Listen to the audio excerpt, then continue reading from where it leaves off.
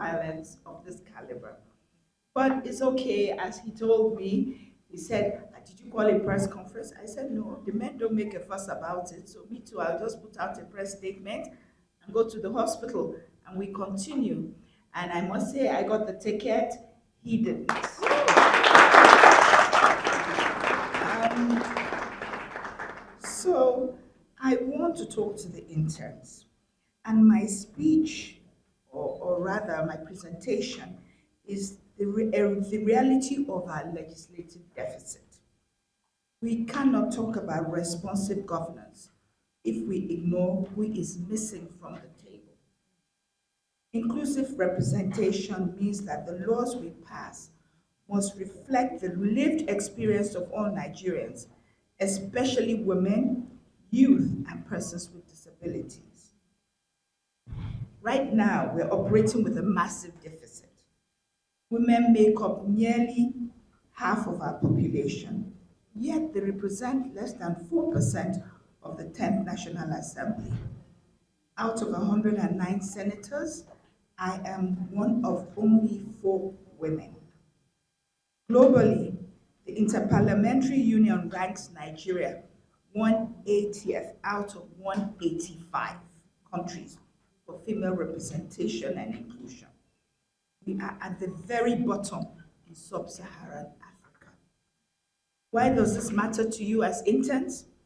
Because bills dealing with healthcare, education, sexual violence, youth employment, and child welfare carry different weight when those directly affected have a vote. Closing this gender gap isn't tokenism, it's an economic lifeline.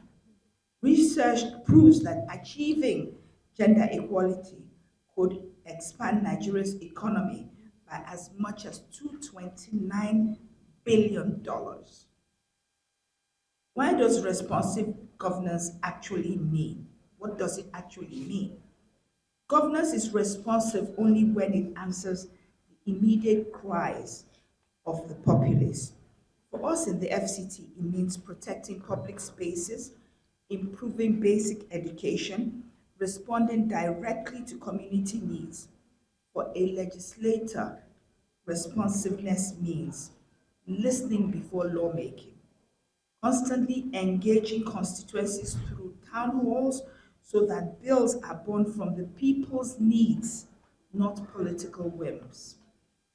Oversight with empathy, ensuring that the funds we appropriate in the budget actually clear the paths for youth empowerment and protect vulnerable women. Intentional constitutional reform, pushing heavily for legislative correction, such as the special seats bill, to guarantee dedicated legislative seats for women and ensure that our democracy is whole. Your mission to the 40 interns sponsored by the support of the European Union: you are not here to copy files or brew tea. You are here to learn how the machinery of the state operates so that you can dismantle its barriers. You have been deployed to various Senate and House committees. Use this time to ask hard questions. Is this bill inclusive? Does this budget line accommodate the Nigerian youths? How will this law impact a young woman trying to start a business in Abuja or a village in the Northeast? In conclusion, I tell you that true democracy cannot be run by proxy. We cannot build a responsive nation if the majority of its citizens remain spectators. As you start your orientation today, remember that you are carrying the hopes of millions of young Nigerians who deserve a more transparent, empathic, and inclusive government. Learn the rules, understand the system, and prepare yourselves to lead. Thank you, congratulations, and let's get to work. I have been thinking and thinking and thinking, how do we get more inclusive governance, legislation, whatever? I've come to the conclusion that there's only one place we really need to attack. parties, we need to, as long as women and youths are not on the ballot, they cannot be voted for. And they are not going to be on the ballot in this election. I have to tell you that most parties have the attitude that if a position is they are competing for a position, they ask the woman to leave it for the man. This is not good enough. I spoke to my party about gender inclusion. They actually offered for out of the three senatorial seats, one must be a woman from each state. The problem is the women are scared, they're not coming out. That's the truth. I have been looking for women who will actually come out and run. There are many who are capable. I have asked, please run for House of Rep, run for this, and they say no. So we also must be prepared to be included. And we cannot, it takes a certain amount of courage to run. I will not tell you that I'm not scared. There are times I feel like saying, guys, I've had enough, but I can't do that.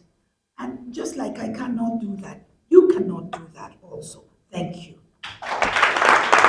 To say this part of the country you are good in doing agriculture, this part of the country you are good in manufacturing finished goods, this part of the country you are good in putting equipment to manufacture the goods. Everybody should have a right. If you go to China, you go to this province, they tell you, oh, this province is specialized in making machineries for video or for television. You go to the other province, they say this province is known for making corn and rice. You go to the other province, they say it's specialized in making tom.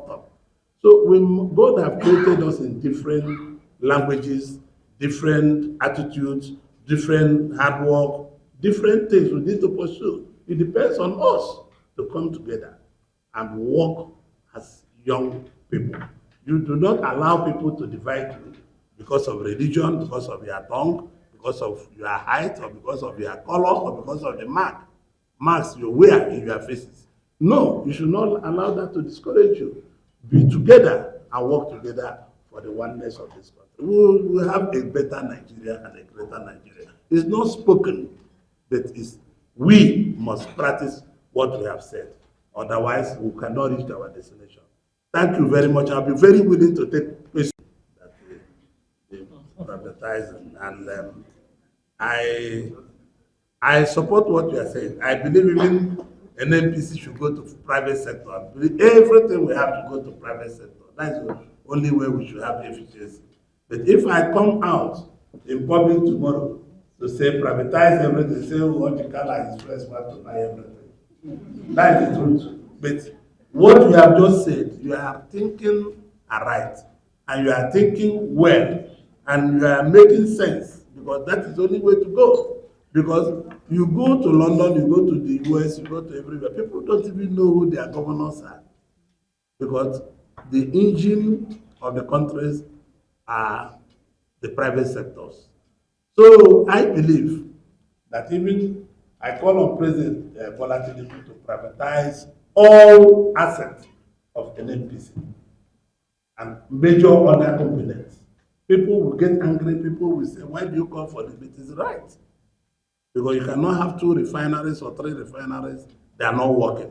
You put 1.5 billion in it, they say it's not working. They put this in it.